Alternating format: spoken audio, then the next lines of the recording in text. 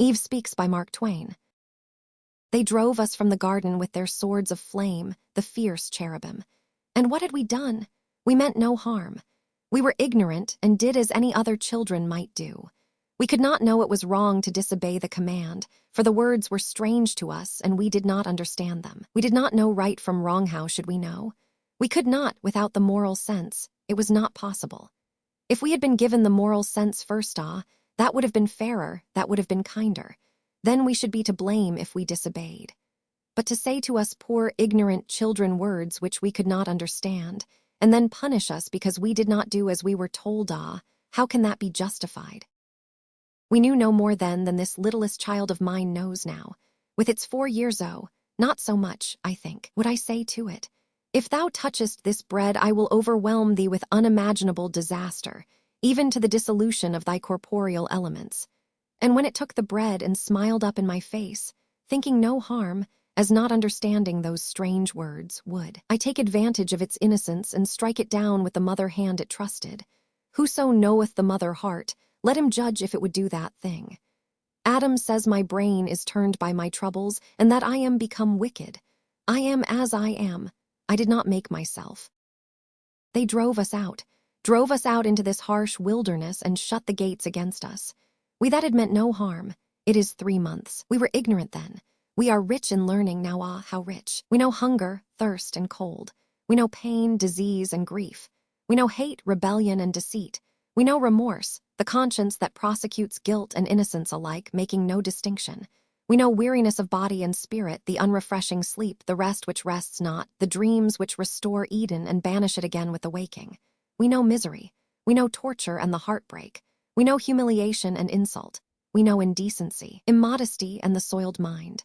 We know the scorn that attaches to the transmitted image of God exposed unclothed to the day. We know fear.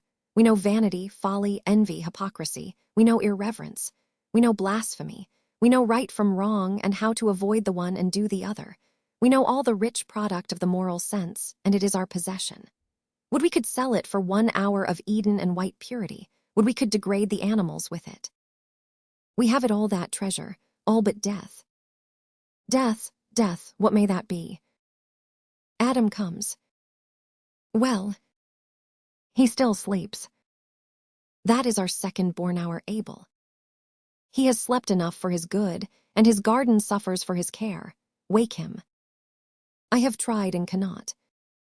Then he is very tired. Let him sleep on. I think it is his hurt that makes him sleep so long. I answer, it may be so. Then we will let him rest. No doubt the sleep is healing it. It is a day and a night now that he has slept. We found him by his altar in his field, that morning, his face and body drenched in blood. He said his eldest brother struck him down. Then he spoke no more and fell asleep. We laid him in his bed and washed the blood away, and were glad to know the hurt was light and that he had no pain, for if he had had pain he would not have slept. It was in the early morning that we found him. All day he slept that sweet, reposeful sleep, lying always on his back, and never moving, never turning. It showed how tired he was, poor thing. He is so good and works so hard, rising with the dawn and laboring till the dark. And now he is overworked. It will be best that he tax himself less after this, and I will ask him. He will do anything I wish. All the day he slept. I know, for I was always near and made dishes for him and kept them warm against his waking.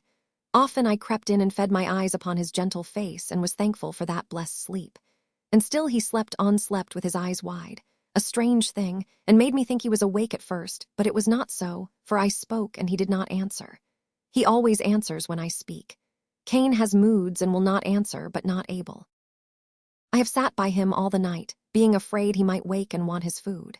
His face was very white, and it changed, and he came to look as he had looked when he was a little child in Eden long ago, so sweet and good and dear. It carried me back over the abyss of years, and I was lost in dreams and hours, I think.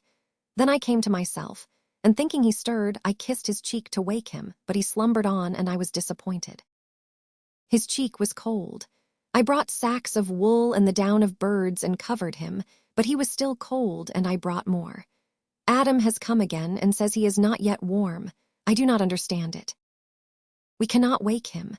With my arms clinging about him, I have looked into his eyes, through the veil of my tears, and begged for one little word, and he will not answer.